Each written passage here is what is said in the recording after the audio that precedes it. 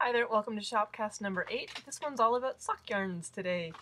And I get to start with the one that I'm most excited about showing you, and the reason why is I just got a pattern. It came out in Twist Collective. It's called Lara, and I'm using our new sock yarn. This is Merlot, the Merlot DK specifically by Unwind Yarns. Shannon is a local dyer, and here is my shop sample that I am slowly getting done. For here, it's about halfway through. I have to put on all the edgings, and eventually it'll have leaves hanging off there, and I-cord edgings here, and leaves hanging off here, and it'll be cute. Look, leaves. And Unwind Yarn is $17. You get 231 yards. Jamie's going to be running a class. It's a Beyond Beginner sock knitting class, and it starts in January. It's going to use 2 skeins of this, and you'll learn how to make a basic sock from start to finish. And this amazing yarn comes in 2 variegated colors. Aren't they lovely? And 5 semi-solids. And I really enjoyed knitting with this yarn. This is the one that I used for the actual Twist Collective project, and this is the one that I'm working with right now. And they're cool because there's a really nice sparkle all the way through them as the lights and the darks and the different shades. Like you can see this green has quite a bit of yellow. I'm really enjoying watching it come up in the hood. My hood will probably be done by Thursday and be in the shop all blocked and ready to go, and I'll have a link to the pattern on the Twist Collective blog, Twist Collective website. If you haven't seen it yet, it's twistcollective.com. The winter 2010 issue just went live on Sunday night, Monday morning, and it's got a lot of really beautiful things. I think they're cool. Okay, but I need to carry on because I'm teaching a class in about 5 minutes, so I should go. Other yarns in the store. We have Koigu. Now this is a more traditional sock weight. This comes up to 28 stitches on, where's my notes? There we go. 28 stitches over 4 inches on a 3mm needle.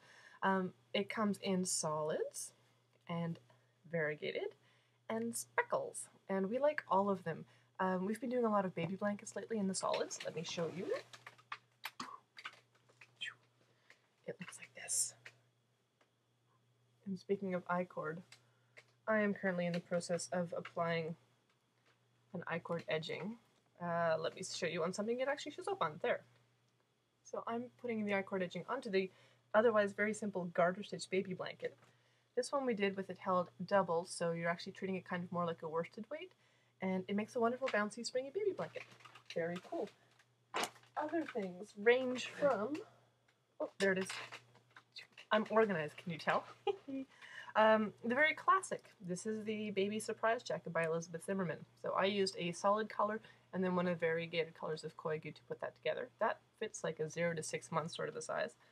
And then the much more modern, this is a hoodie by local designer Holli, Yeoh. And she used one of the solid colors and then again a variegated to give the accent stripes.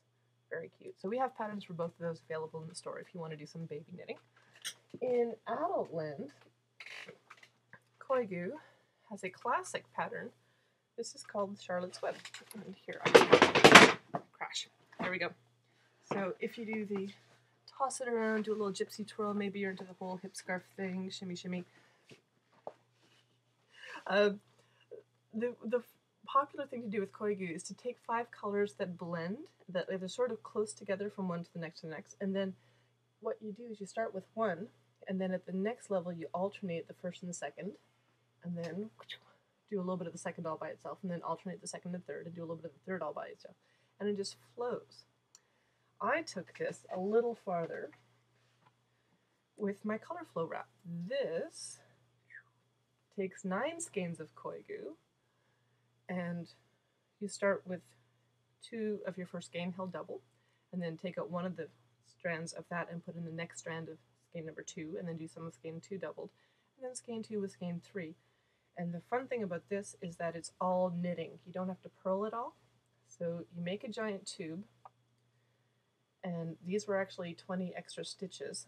And when you're all finished, you cut in between those extra 20 stitches and then block it and knot them together to become fringe. So if you're ever freaked out about steeking, this is a really good, easy place to start because it's just knitting, not a big giant, well, okay, a bit of a commitment, but the steeking is pretty painless, and I don't mind helping you out with that when you come to the shop on one of my work days, so if you're interested, that's the Colourflow wrap. You can find it on Ravelry under my designer tab. Okay, a couple more show and tell objects from the socks on, or pardon me, from the yarns on stage. This was the one that's a silk and wool blend, yummy. And this is a lovely crochet scarf. It's not tagged with any design notes, but I will try and find them out and have them up on the Facebook page and attached to the YouTube video tomorrow. I'm betting that Mayu made this, and it's wonderfully drapey and lovely. And then one of our customers swung by, and she was using this yarn, which is the Claudia Hand Paints Sweet Pea Fingerpaints, and she made a pair of socks.